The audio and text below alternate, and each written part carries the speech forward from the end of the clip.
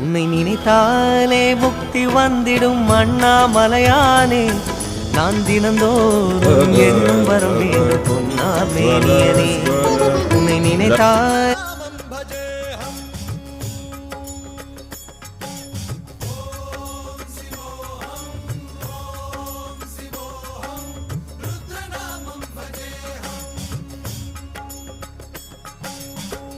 भद्राय अग्निनेत्राय घोरसंहारः